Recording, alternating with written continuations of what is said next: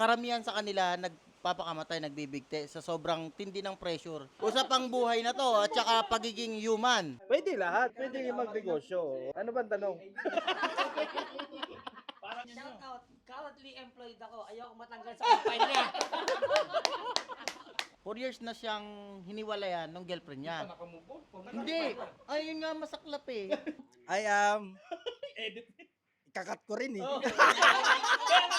Ngayon, yung tao na yun, nagkatao na siya. Yung delegation sa tao niya, ide-delegate mo na dun sa tao na yun. Hindi mo na iisipin yung tao niya. Uy, gogi. Siya yellow basket yan. Pag ganyan. Pag ganyan ka bisa, yellow basket yan, boy. Ako sa dami ko na yan. Parang... Hindi mo na ginagamit. Hindi ko Sa na dami makita wala. Add to cart. Nako, ayan na. Hindi, ano po, bisita, anong page? Hey! Tayo na mukhang add to cart nga yan.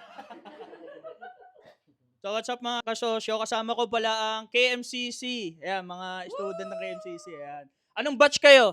Oh, batch 002. Kayo. Batch 2. Batch 2, Aaron. Ayun. So Batch may, five, may mga gusto ba kasosyo. kayong sabihin kay Cas Arvin na nagsama-sama pa rin kayo kahit despite tapos na yung ano niya? Nasaan ka niya? na kasosyong Arvin? Ayan. Gagawin natin, magpo-portion tayo ng Q&A na tungkol sa business and content. Yeah. So kay bossing muna tayo. Pakilala ka. Chaddy Ace, aka Richard. Anong po. industry po tayo? Yan. Nasa kami, IT industry. Ayan. Sa mga computer parts, IT services, kami mga cellphone, everything IT. Gadget and technology. Parang gano'n na yun, no? So, first question. Siyempre, ang common na nandito sa lamesa na to is lahat tayo dito nagnenegosyo. Yes. First thing, tama? Agree? Tapos lahat, may passion din mag-create ng content.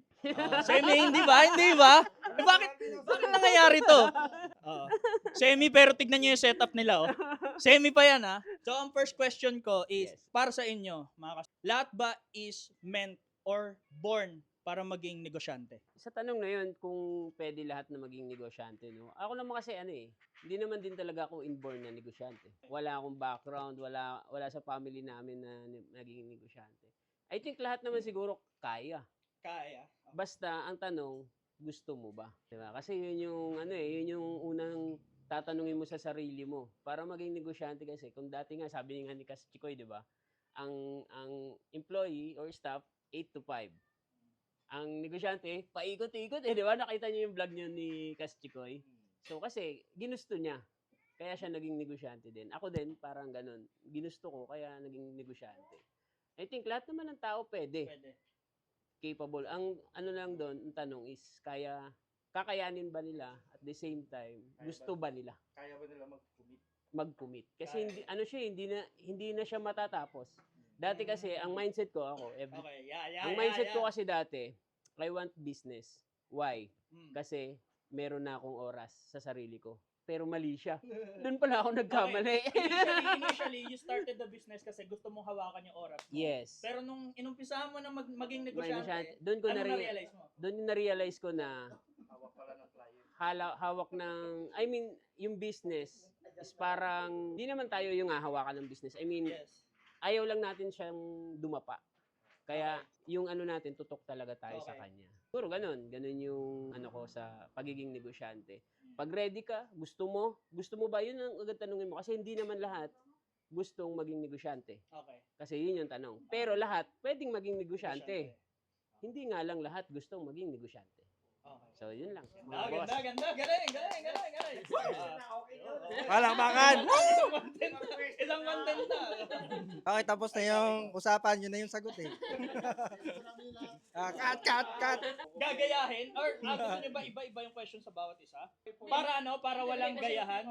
Hindi kasi makikita yung point ng bawat isa. Okay. Baka kasi iniisip ninyo, kaya gusto nyo pa-change. Baka magayahan kayo. Hindi. Okay na. Huwag kayo manggaya, syempre. Walang ganyan. Siyempre, so ako nasasagot sa tanong na kung lahat ba ay, Meant, lahat ba is meant or pwedeng maging negosyante? I second the motion. Grabe, hindi nga seryoso yun eh.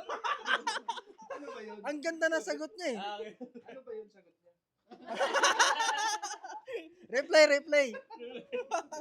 Hindi, seryoso, sasagot ka ba? Seryoso sagot? Ah. Yun na yun eh. Ano nga yun? So, yun yung perspective ng bilang isang negosyante na.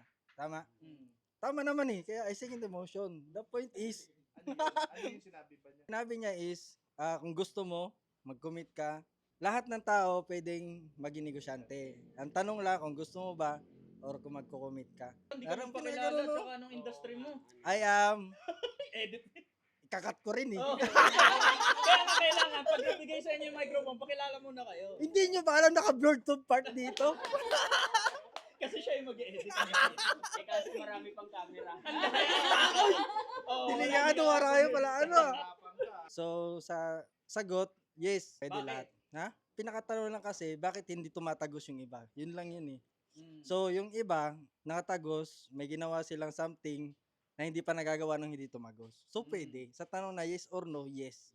So, I second the motion. Okay, palakpakan. Oh, next. Next. Sino sasagot sa inyo? Magandang gabi mga kasosyo. Ako nga pala si Aaron. Ang industry ko is food. Ang product namin, chili garlic, saka yung fermented products. Lahat ba is meant para maging negosyante? Para sa akin, yung point of view ko, Mm. lahat naman pwede, pero hindi lahat kaya. Kasi akala nila sa first, ano ka lang, gawa ka lang ng produkto, benta ka lang.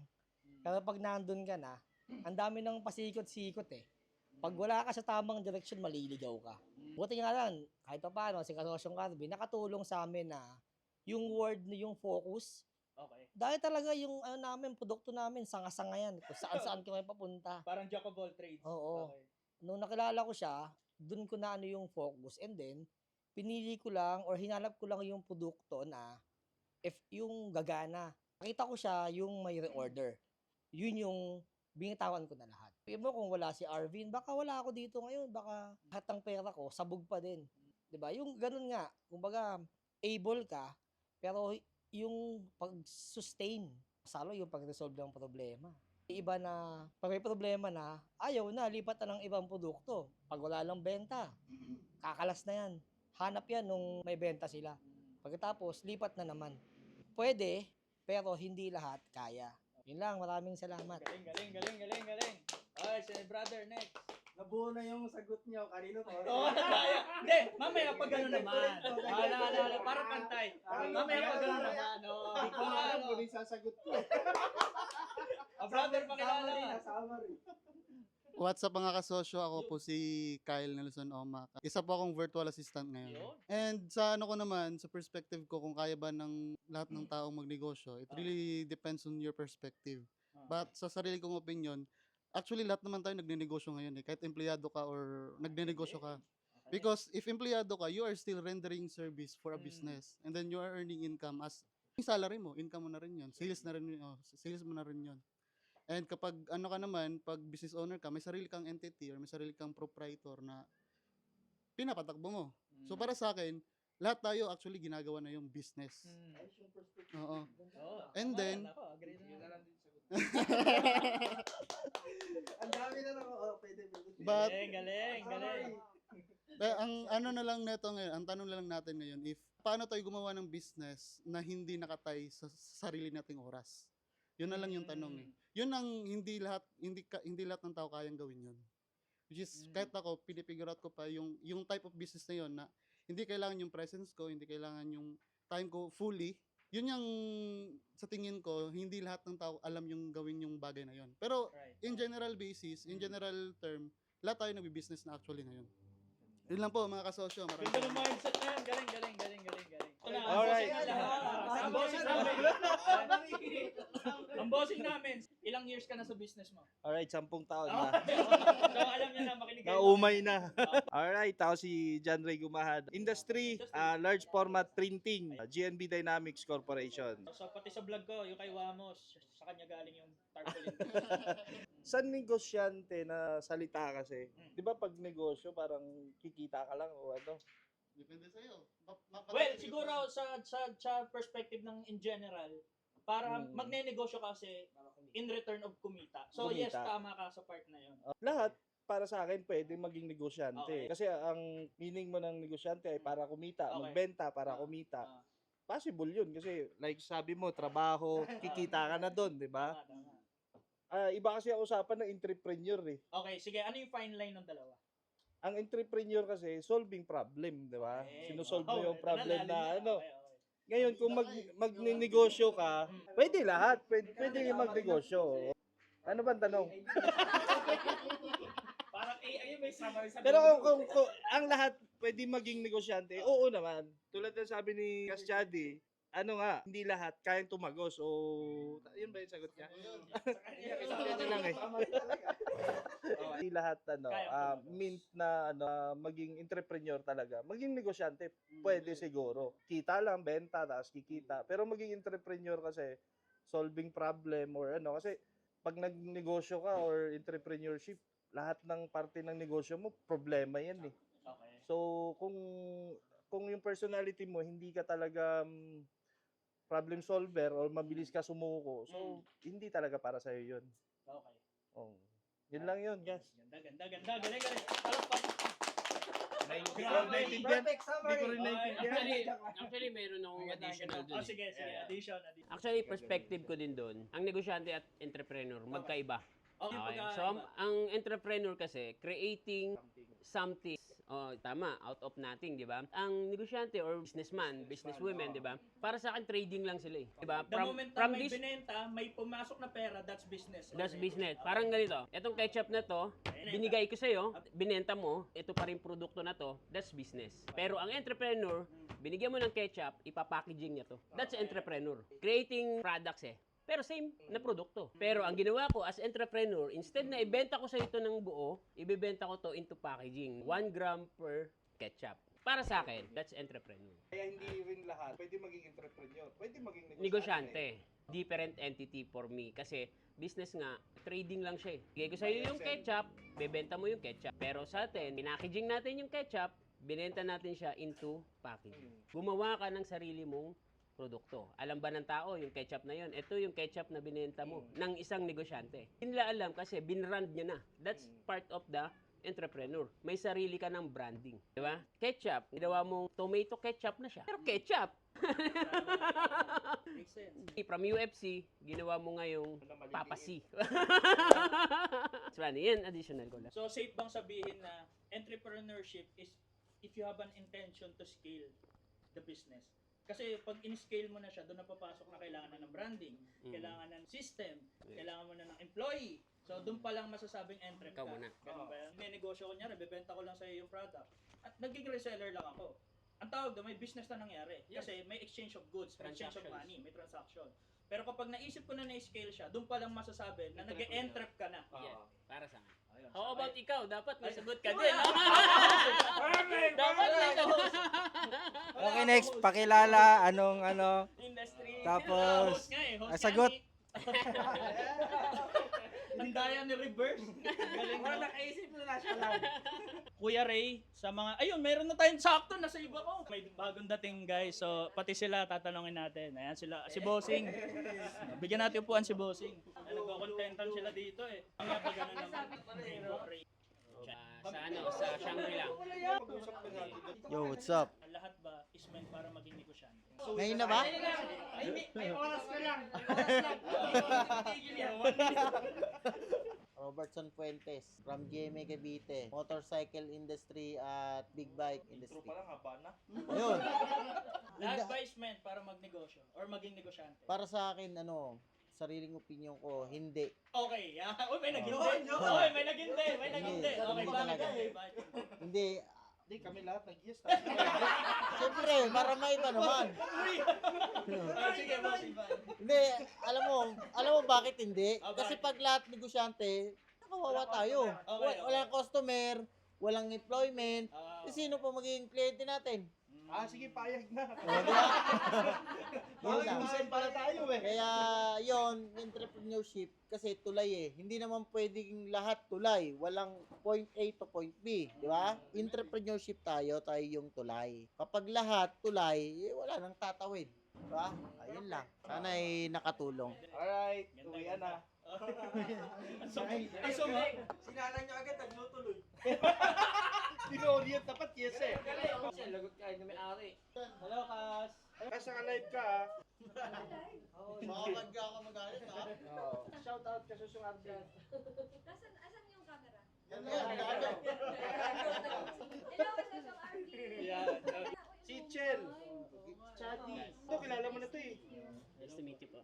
Napakasarap pala ng pizza dito Dapat si sa Cas lahat din, no? ng taga Pasagutin natin, lahat ba is meant para maging negosyante? Okay, hello everyone. Ako nga pala si Itzel.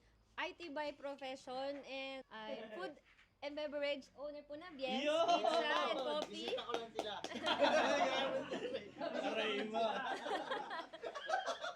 Pauso yun.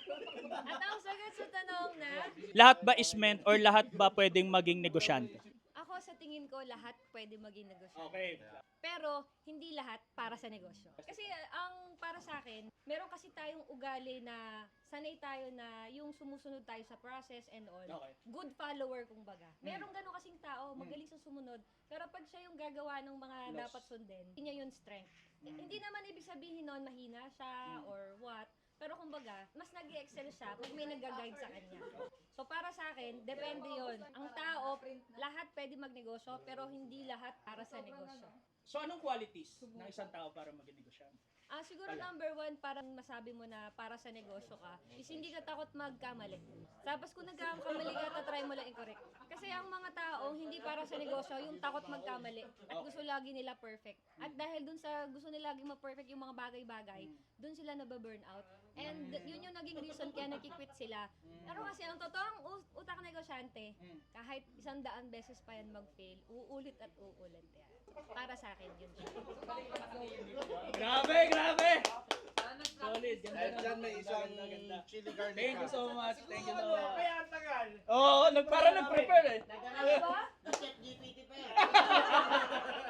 Talaga ba? Nag-prepare pala, no? Hindi ko nga alam na may ganun palang.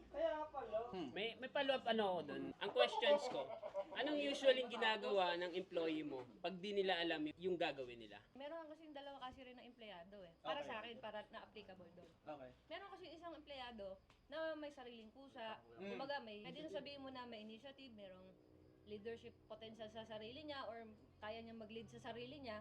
Meron namang tao na sanay na sumusunod. Pinupukpok. Yung gusto nila yung wala ka namang sinabi sa akin eh, ba't ko namang gagawin? Pero meron naman kasing tao na, hindi wala tayong ginagawa, siguro gawin na lang natin. So, depende. So, depende sa And both empleyado. walang mali. Boto lang. Wala. Pero mas masarap lang magkaroon ng employee na may puso. Yun yung mas maganda. At So- yun yung swerte ka pag Pag So, nahanap mo. in connect dun, Mm. yung tao na yon, do you think magiging entrepreneur siya? Para sa akin, pwede pa din. May quality siya. Okay. Mm. May Yeah. Kasi kapag ka ganun yung tao, may initiative. Ano siya eh, meron siyang sariling desisyon sa mga bagay-bagay.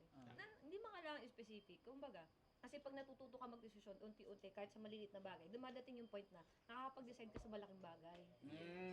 Galing nun ah. Maganda Dance yun yan, eh. dance! Dagdag tanong ka, possible ba na yung mga empleyado natin, di ba, dalawang klase? Yung may kusa, takot. Is it possible ba na yung empleyado natin magiging may kusa? Pwede. Paano? Training. At saka leadership by example. Yung nga lang, kung depende din sa leader niya. Kung mapapasunod niya. Paano niya may influence yung employees niya. Para sa akin, lahat possible. Wala kasing hindi pwede eh. Kasi utak negosyante tayo, lahat pwede eh. Ibig sabihin, possible na yung tao natin na hindi nag-stand out sa hindi nila alam, pagka yung system natin o yung leadership style natin na hinahayaan natin silang mag-open up doon sa idea kung ano yung solusyon doon sa problema nila. Mas okay yun, di ba? That is called So, possible. empowerment. Empowerment sa empleyado naman. So dapat dadagdag natin sa system natin o sa culture ng company na Culture. That's part of the kung culture. may problema, try to solve. Pero Try to depende pa rin kung tatanggapin niya eh. All we can do Kasi- as the leaders, encourage. Karamihan kasi, para sa akin, di ba, yung mga empleyado, natatakot. Ako, naging employee din na corporate ako eh. Takot mag-decision. Di ba? Kasi yun yung sa tanong ko na kaya pag hindi nila alam yung gagawin nila, mas hindi sila nagdedesisyon ng ganun eh. Kasi hindi nila alam. Pero kung turuan natin sila na ito yung problem, try to solve it. No matter what happen, try to solve it. 'Di ba? Sabi nga nung coach, ang sistema ganito. Ganyan ang sistema before eh. Ngayon binaliktad nila yung sistema. Ang mga employee, Sila talaga yung sumasalo ng problem. Sila rin yung nagsusolusyon. Kung ano yung ano natin as entrepreneur. Ano talaga yung support natin? Kasi nga, ang tanong, ano yung gagawin mo kung hindi alam naman nung tao mo yung gagawin niya sa bagay na yun? Ang trick doon, bakit pa natin ipapaalam sa kanya kung ano yung gagawin niya? Siya na nga yung magsusolve ng problem. Di ba? So, hindi siya mababurn out. Kaya tayo sumusuko sa isang bagay kasi hindi na natin kaya. Drain na tayo, hindi ko na yan maaayos. Diyan ka na, dito na ako. Tama? Binaliktad nila. Kaya yung problem, ikaw magsolusyon dyan. Then, ako na lang yung a-approval. Kung nagkamali ka, wag kang ma-stress, wag kang ma-burn out. Kasi, sasagutin kita. So, ngayon, hindi sila matatakot. Kaya yung tanong na, anong gagawin ng employee pag hindi nila alam yung gagawin nila, hindi na yun yung tanong. Gawin mo na. No matter what happen, I will support you. Sagot kita. Maganda yung point na yun. Sampali ko, kung ina-navigate natin yung topic na to so far, feeling ko patalon siya sa hiring. So now, ano yung quality ng employee na hinahanap nyo para mag-hire? Tinanong ko sa inyo kanina wala palang mali kung both ang siyang pukpukin and both may initiative. Tama? Kasi kung kailangan siya pukpukin, dapat maganda pala yung system ng company, yung culture, para matrain siya. Pero kung may initiative yung isa, mas gusto na talaga ng negosyante, mas gusto niya yung ganong quality ng employee.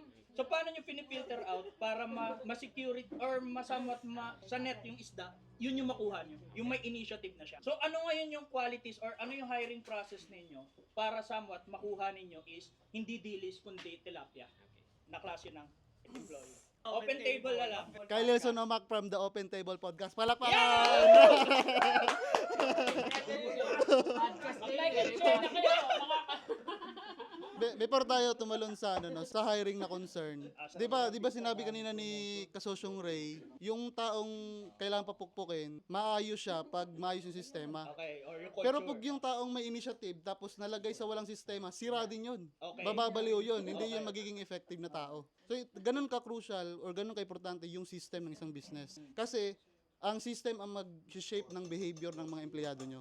Now, kung sa hiring naman, may dalawang sinabing definition si Kasusyon Itchel. Okay. May initiative at yung ititrain pa lang. Gusto ko lang ilagay for the record, your honors. No? Yeah. Gusto ko lang ilagay mga kasosyo.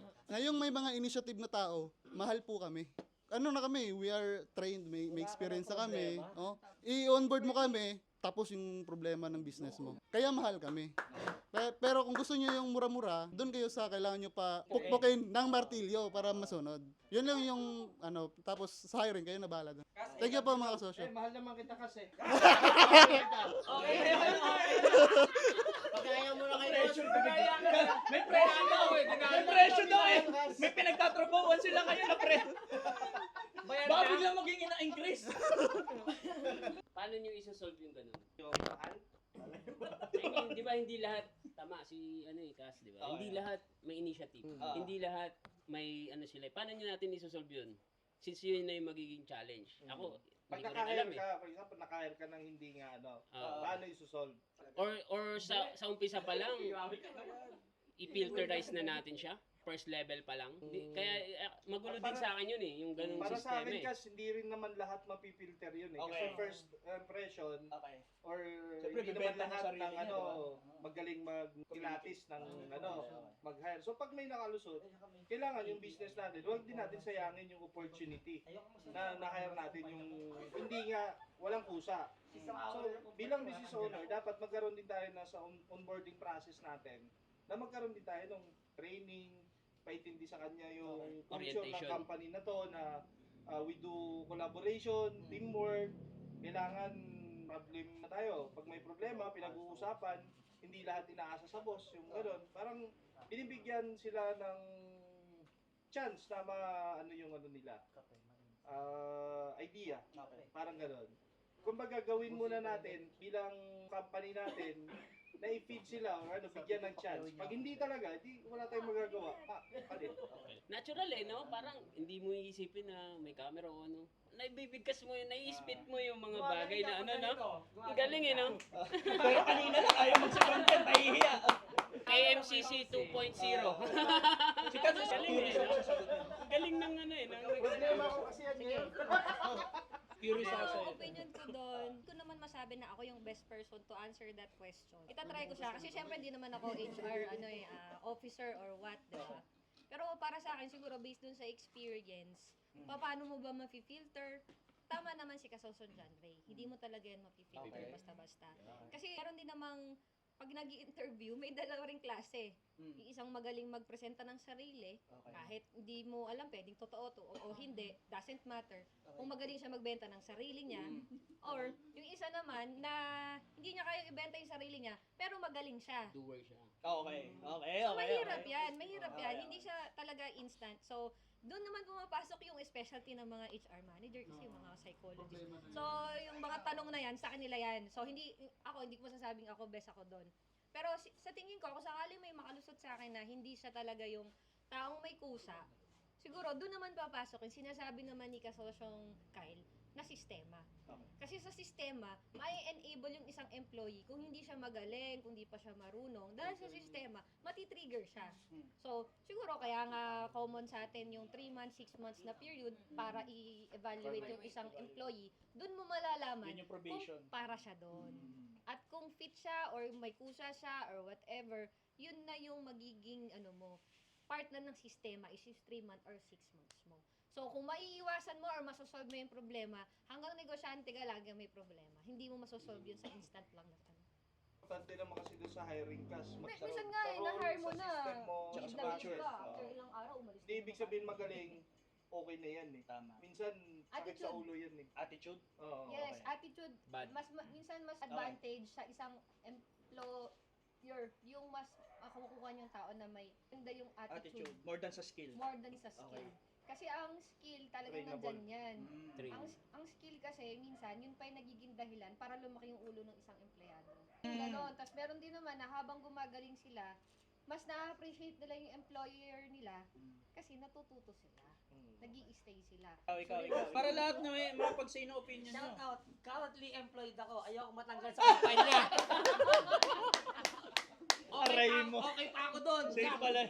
Ikaw, brother. Based lang sa experience ko. Based din sa current experience ko rin ngayon. Experience ko bilang empleyado before, 14 years ago. Tapos ngayon, naranasan ko rin bilang business owner. So, para sa akin, paano mo mapapakinabangan at ano ba yung gumagana sistema, attitude, behavior, tsaka yung pinagdadaanan ng mga tao. Importante rin kasi yun eh. Halimbawa, makakuha ka nga ng magaling, tapos di mo alam, may pinagdaraanan pala. Syempre, minsan, yung HR, hindi naman na, hindi nila na monitor eh, di ba? Yung mga tao kasi natin, minsan, kala natin okay sila, minsan, kala natin, nagpe-perform sila, tapos, magugulat na lang tayo, okay sila. Tapos after a few days, biglang ganito. Pagtanong natin nung one-on-one, bigla na lang iiyak. Yung pala, may matindi pala silang pinagdaraanan. Kaya importante rin talaga na namomonitor bawat isa. Kasi ang tao may human nature. Ang robot wala. Maintenance lang, di ba? Ang tao may puso. Ang robot wala. More on technical lang. Sa robot tayo. Hindi. Depende kung ang tao mo robot. Hindi naman robot yung tao natin ngayon eh. Diba? Yung tao kasi na-observe ko sa kanila, pati sa akin mismo. Nung once na nakausap ko yung isang tao ko, kasi nagkaroon ako ng isang tao, nagka-girlfriend. 4 years na siyang hiniwalayan ng girlfriend niya. Hindi. Ayun nga masaklap eh. Tapos ang malupit, Samantala si Kyle, 4 weeks lang. hindi, ang malupit kasi noon, hindi, depende nga sa sitwasyon. Sa kanya, alam ko naman yung sitwasyon. Kumbaga, yung sa tao ko, iba rin ang sitwasyon. Yung sa naging tao ko kasi, anong nangyari? Hiniwalayan siya, tapos pinalaglag yung bata. Kung titingnan natin, 'di ba, kung nagpe-perform ba sila o hindi, tapos kung gumagana yung sistema, hindi. Kasi ako may sistema. Yung ginagawa nyo ngayon na sinasabi nyo, hayaan mo sila, kayo mag-solve niyan, kaya nga tayo binabayaran. Ginawa ko rin 'yun. Binigyan ko sila ng ChatGPT sa lahat sa AI, gumawa ako ng subscription, nagbayad ako ng dollars. Tapos Parang alam ko na yung role nito.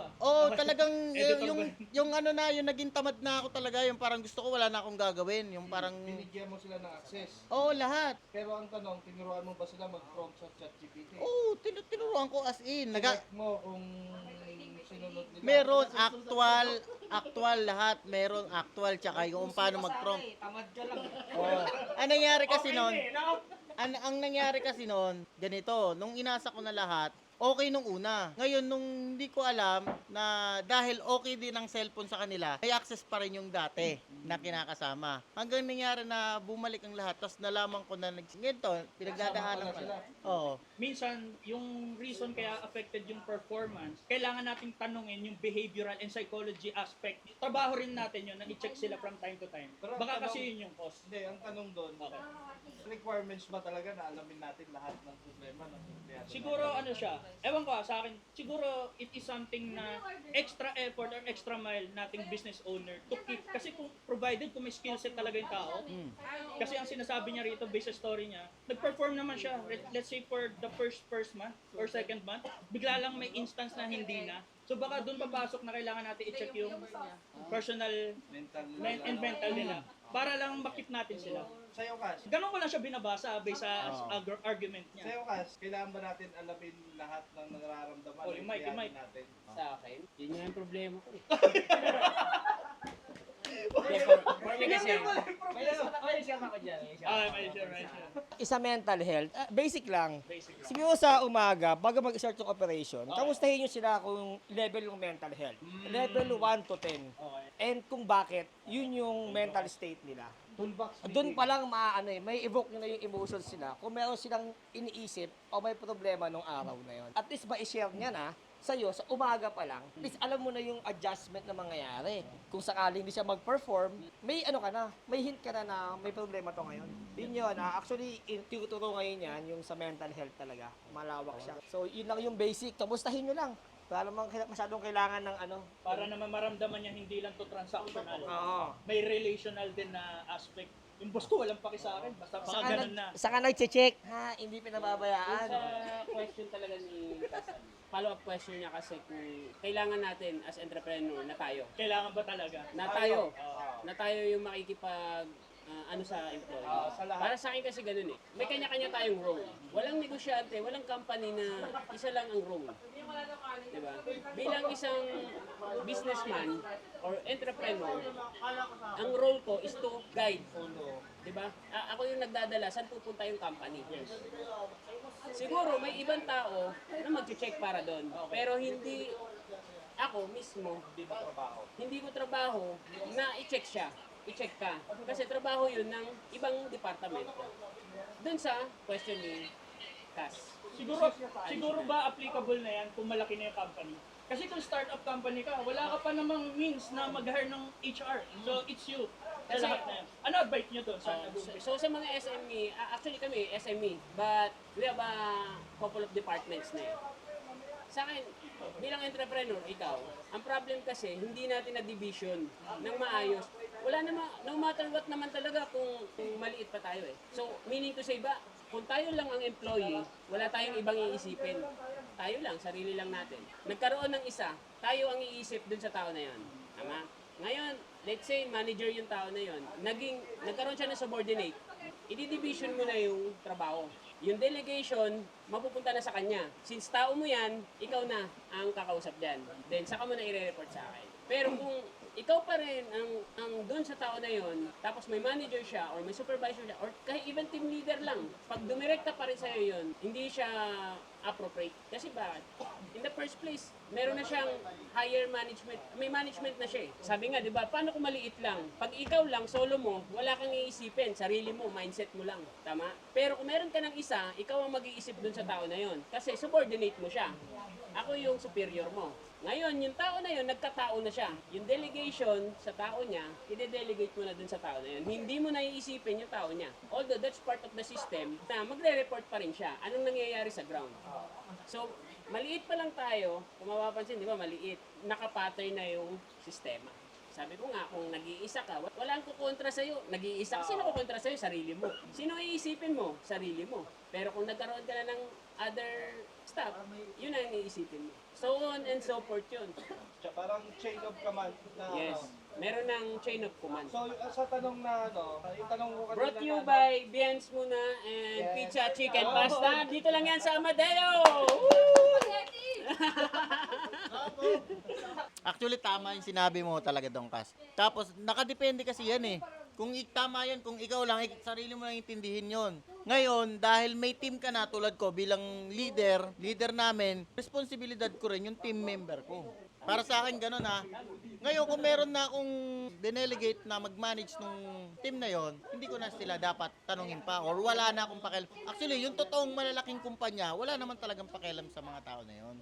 Basta mabigay lang nila yung benefits, okay na yun. Yung mga matataas, diba? Yun na yun. Yun yung ibig niya sabihin na, ang tanong ba, kailangan pa natin i-monitor. Pag malaki ka ng kumpanya, hindi mo na yung dapat i-monitor kasi may taga-manage ka na. Ngayon, bilang ikaw yung CEO o team leader ng team nyo, bawat na nasakupan mo, responsibilidad mong alamin yon. Mas mahirap mag-hire ng bago, di ba? Kesa dun sa alam mong kapakipakinabang na sa'yo. Basta sa akin, pag alam kong kapakipakinabang sa akin at mapipilayan ako at kaya ko namang silang tulungan, tutulungan ko. Kahit personal na nilang buhay yon. Pag may free time ako at may kakayahan ako, tutulungan ko sila. Yun yung para sa akin mabuting leader. Dagdag ko lang, Kas. Tama naman yun. Pag maliit pa tayo, syempre direct tayo na sa mga tao. It's a requirement din na alamin din natin kung ano yung mga problema ng tao natin. Pag tayo pa lang. Pero kung ang goal mo malaki na, may mga tao ka na, chain of command na rin. Hindi ibig sabihin na may manager ka na, may HR ka na, wala ka nang pakialam doon sa tao mo. Magbuo ka ng system na yung HR mo, yung manager nila, kailangan alamin mo rin kung anong sitwasyon ng tao through doon sa manager. Tapos yung manager mo, mag-report na lang sa'yo na, o sige, solusyonan nyo yan. Hindi ibig sabihin na kahit malaki na tayo, kailangan natin yung galaw natin ng maliit, same pa din. Kasi i-absorb natin yun eh. Kaya ngayon, Yun lang. sabi din naman ni Kas Arvin, simulan lang natin na maliit pa lang, maayos na. Guide na. Pero pag isa ka lang, okay pa yun. Pero pagka nagkaroon ka na ng subordinate, siya na yung isipin mo. Pero pag nagkaroon na yun ng subordinate, i-delegate mo na sa kanya yung ibang task. Kasi ang isang entrepreneur na burn, lahat naman sila mawawala. Nadamay sila. So protect mo yung sarili mo. Kaya nga di ba? Magaling ka dyan sa department na yan. Alam mo pa sikot-sikot dun sa department na yan. Tiwala ko na sa'yo. Pag naging tatlo kayo, parang delegate mo na yung isa. Parang gano'n. Free up ka na doon. Ang pinag-umpisahan is kailangan paano ba i-filter yung hiring. Ang naging follow-up question nyo naman, required ba talaga na kami or kayo as owner, tayo as owner na tayo yung constantly mag-check doon sa employee natin for their mental health, yung psychological aspect nila. Ang naging banter naman nila next is depende sa level ng business na meron currently at ka. Kung start-up ka, ikaw talaga hands-on. Pero kung level nyo na siguro na meron na kayong 2, 2, 3, 5 branches, somewhat may HR na kayo in place. So dapat trabaho na nila yun. So, sa'yo, ang kailangan mo habulin sagutin doon, piliin mo kung saang aspect ka na ng negosyo mo and paano mo hinahandle ngayon yung employee mo. Parang mas na-explain mo.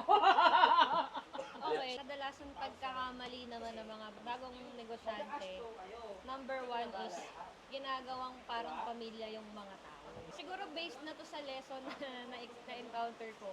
Kasi maliit pa lang naman yung negosyo ko, siguro mga hanggang 6 na tao to. Okay. So, syempre, nung unang stage ng negosyo, andun yung parang kinakaibigan mo yung tinotropa mo yung kaibigan, yung empleyado mo, to the point na hindi mo na siya mapapagsabihan sa dapat niyang gawin kasi naging magkaibigan na kayo. So, well, babalik tayo dun sa depende sa level ng negosyo.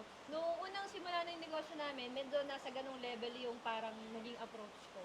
And then later on, doon ko na-realize na kailangan din pala mai-set mo yung boundaries mo bilang ikaw ang employer at siya ay empleyado. Pero at the same time, feeling ko naman, pwede mo pa rin namang tratuhin ng mabuti yung empleyado mo. Kung kailangan mo bang i-check talaga yung mental health ng empleyado mo, actually hindi naman talaga. Kasi hindi naman talaga dinadala sa trabaho dapat ang problema sa bahay. Galing. Hindi naman talaga dapat dinadala yan. Pero syempre, kung ikaw ay empleyado at may problema ka at hindi ka makaka-report, please report it to your manager, sa boss mo. So, kung matutulungan ka nila, I think lahat naman tayo mga kasosyo, may mga mabubuting puso tayo. Hindi tayo para pagalitan sila kung hindi sila makakapasok or what, may problema sila sa buhay, kahit ano. So, para sa akin, yun yung sagot ko. So, syempre, pag malaki ka na, may HR naman na yun eh. Para sa akin, kahit kahit na may HR ka, kahit wala ka pang HR, nasiset mo lang dapat yung boundaries bilang ikaw yung boss at isa yung tao mo. Kasi importante yun. One of my managers sabi niya, bawat isa sa atin may role. Sa bahay, ang role mo bilang maging tatay. Ang role niya bilang maging nanay. Pero pag sa trabaho, ang role mo bilang maging sales technician, manager, supervisor. So we have different role sa kanya-kanyang area, di ba? Kunwari, pag nasa bahay ka, role mo maging tatay. Pero pag nandito ka sa work, ang role mo is maging tama. Parang ganon. So, yun yung natutunan ko rin sa manager ko na nung nag-discuss siya na tama, di ba? Parang kailangan mo bukurin. Ano yung currently nakaupo tayo ngayon dito, anong role natin, di ba? Tambay. Yes. Pero kung nasa loob ka ng office, nasa loob ka ng trabaho, anong role mo doon? CEO na tambay. CEO na tambay. So kung sa office trabaho, di ba parang ganun siya? Kung tama yung sinabi ni Cass, Pangangatawan mo kung ano ka. kung nasaan ka, yun yung ikwento mo. Pero ang malinaw sa akin, pag nasa bahay ako, Trabaho pa rin tayo. hindi ako boss doon. Hindi ko yung boss doon. Kasi Wala namang pakialam yung mga customer kahit pa may problema ka sa bahay. Importante, maganda yung luto ng chicken. Yes. Yun, galing. BNS. Sarap. Importante, tama yung luto ng pizza. Tama. Hindi Yan. pwedeng malamig yung in-order na kape na hot. Yan. Yun lang importante sa customer, which is hindi naman kailangan, kumbaga, ang sina-avoid lang natin doon, hindi para mawalan tayo ng puso, kundi alam natin ang priority natin. At may time sa trabaho, may time sa pamilya, at may time sa, kumbaga, nasa-set natin siya. Pero syempre kasi problema yung empleyado mo, boss, hindi ko talaga kaya pumasok ngayon. tama. Hindi wala po kami ng Dinramahan niya, ano? Kaya madadala niya talaga yung role, no? Tama. Magaling. Galing, ganda. Kasi mahirap magpuro emotions eh. Kaya, hirap. Kasi nagaling ako dun eh, sa lahat dinadamdam mo. Basta ako, pag wala akong pakialam. Doon ka sa HR. Pero iti-text mo yun, sir. Huwag mo payagan. May baki pa rin. Tama yung yung kay Castron right now na system ng masusunod. System talaga. Hindi tao. Kwento ko lang din, sa amin hindi na talaga tao ang nagde-decide. Papel, by the book. Totoo. We have an own AI na. Na By the SOP book, talaga. by the rules. Sinabi ng rules na wala ka ng leave, wala ka ng leave. Meron kang dalawang magagawa. You need to leave the group or explain mo bakit talaga. Meron ka na talagang incident report. What rules yun? Yun yung gagawin. Hindi na emotion. Wala nang magde-decide na, kahit HR namin hindi nagde-decide. Nag-file ka ng leave, ano yung decision ng rules ng company? Wala ka ng leave eh. Hindi mo na magiging Based yan doon sa code of conduct or Yes. sa process. process. Hindi na siya basta ano na lang. Siyempre, siguro sa level. Hindi ka naman lalaki kung puro emotion. Naiyak na ako dun kasi. Talaga, solid din sa'yo. Naiiyak din talaga ako pag yun ang usapan eh. Love you. Di ba lahat tayo ngayon gumagamit na halos ng automation? Pati lahat tayo dito may mga sarili-sarili na tayong sistema sa kumpanya. Ano ngayon yung masasabi nyo sa mga tao pa rin ngayon na medyo hirap pa rin umadapt? Hindi mahina medyo kulang. O sabihin natin mahina mahina yung IQ tsaka EQ nila. Karamihan sa kanila nagpapakamatay, nagbibigti sa sobrang tindi ng pressure, hindi nila kinakaya. Ano kaya yung pwede nating maging solusyon doon? Usapang buhay na to at saka pagiging human. Totoo naman na marami yan hanggang ngayon, di ba? Bakit sila nape-pressure? Tinanong ko na yan sa tao ko eh. Ano yung naiisip o nararamdaman mo? Kung ang isang bagay na pinapagawa ko sa'yo na hindi mo alam, that's part of the pressure.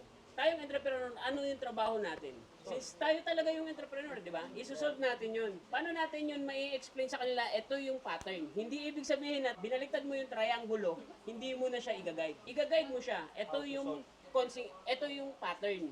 Kung paano ka magdesisyon, it's up to you. But this is the goal, this is the pattern. Saan mo yan papatakbuhin? Sa finish line lang din yan pupunta. I-guide mo siya. Ano yung gagawin para hindi siya ma-pressure? Training pa rin. Training. Diba? Paano ba mag-AI? Tayong mga entrepreneur kasi, isa lang yung problema, diniscuss na natin yung buong mundo sa kanya. Ito yung magiging solution. Binagsak natin agad sa kanya. Hindi niya nag-gets yun. Hindi niya magigets yun. So, trabaho natin, explain, simplify. Simplified na 1 plus 1 equals 2. Diba? Ngayon, pag dumating sa kanya, alam niya yung solusyon eh. So, yung pressure sa kanya, yung mental, ano niya, relax pa din. Kasi, na-train. Kung training ka rin. Na-train kasi kaya sila napipressure. Hindi nila alam yung gagawin nila eh. Anong gagawin ko, boss? Pagkakatiwala mo sa akin to, pagka pinagkatiwala mo sa kanya lahat at wala kang, yun yung mali ng entrepreneur. Kaya nga, ako, pag nagkakakwentuhan ko yung mga entrepreneur, nagkamali yung isang proseso, hindi yung pagkakamali ng tao mo. Pagkakamali mo yun. Bakit? Ginaid mo ba siya? Inayos mo ba? May kulang eh. Binigyan mo ba siya ng pattern?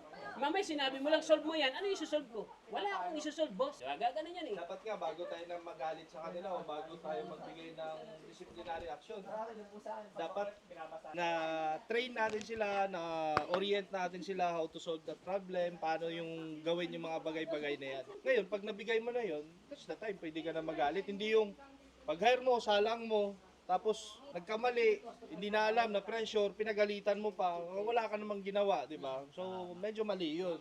Kailangan, i-train natin sila, kahit sabihin mong alam nila yung gagawin dyan sa ibang company. Iba kasi ang process sa atin. So, process, ano ba rin? System, process, onboarding, Paano ba tayo magsisimula, di ba? Parang onboarding, orientation, di ba? I-orient natin sila, i-training natin sila, papakilala natin sa kanila kung ano tayo, ano yung company. Ako si Poncho Pilato, ito kami, ito ginagawa namin para Dito yung yung culture ng tao na yun. turo mo pati CR. Oh, totoo, di ba? Ito yung CR, ito yung flash. The more na mas ma-explain mo sa kanya, kasi ako naniniwala, magagaling sila eh. Di ba? Minsan, hindi lang natin sila nagaguide ng tama. Magagaling sila. Ang hindi magaling, Para sa yung akin. challenge doon, paano sila gagaling. Ngayon, pag hindi talaga, tanggal. Oh, yun talaga. Actually, meron akong, katulad ng pinag-uusapan natin ngayon, kung may ano ba ang mangyayari kung hayaan mo. Actually, meron akong experiment din ngayon sa 2 tao ko. Isang buong electrical ng big bike. Ayun nga, sakto eh. Nakalive tayo. Oh, yun, sakto.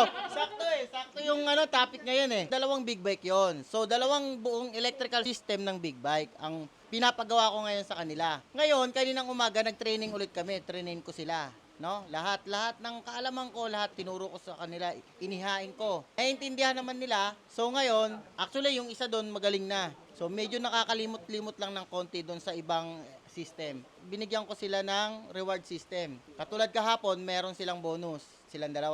Ngayon, sabi ko, pag natapos to, pag uwi ko mamaya at tapos yan, at tapos lahat, as in tapos gumagana, tapos nakakabit na lahat, ready for release na, meron kayo ulit another bonus. Titignan ko kung gumagana kasi kahapon gumana eh. Ngayon, titignan ko kung gumagana kasi medyo mahirap yung pinagawa ko sa kanila talaga ngayon. Meron talagang mga tao na mabilis pumick up, pero may something na pagka inulit mo na yung ibang senaryo na meron ulit na ganito, may kinat ka lang na konting sistema na para hindi gumana, tinitignan ko dyan kung sino yung talagang nagsosolve ng problema at talagang, kumbaga sinasagad niya yung kakayahan niya. Ako, ganun ko tinitignan yung tao eh, kung talagang nag-e-effort o hindi, di ba? Tapos reward system. Yun lang, sana nakatulong. May ano pa yun, Kas, may additional yun. That's reward tsaka penalty. Hindi pwedeng all the time reward. We have penalty system. Oh, ang penalty ko kas, pagka Paddle, madumi, paddle. pagka yung, hindi Paddle. hindi DA. Kumbaga, pagka nadatnang ko, nakita ko yung after nila Yung gumawa. alam ko kasi. Tapos madumi yung mga tools, madumi yung area, working area. Doon sila may penalty. Kumbaga may Kasi kalkula. Chen, Yun, tama yun. Reward and penalty. Yung sa amin, kwento ko sa yun. Meron kaming sales technician tsaka sales cashier, sales representative. Pagka na-hit nila yung target nila, meron silang commission, incentive, then meron pa silang mga tip. Kanila kasi lahat ng tip. Then mariretain sila sa branches kung nasan silang branch currently. Ngayon, pag di nila na-meet yun, ang penalty nun, lahat yun wala, lipat pa sila ng branch. Ngayon, anong gagawin mo as sales representative? Magtatrabaho na lang ako ng parang ganun ba? Tama rin yung parang ganun. Ipe-penalty mo sila dun sa bagay na dapat ma-achieve nila yung reward. Instead na ma-penalty sila, achieve na lang nila yung reward. So parang ganun. Naayos nyo ng okay yung big bike. na-deliver natin na maayos. Tama rin yun sa'yo, di ba? Parang pag hindi naman yan malinis, wala pa rin kayong reward.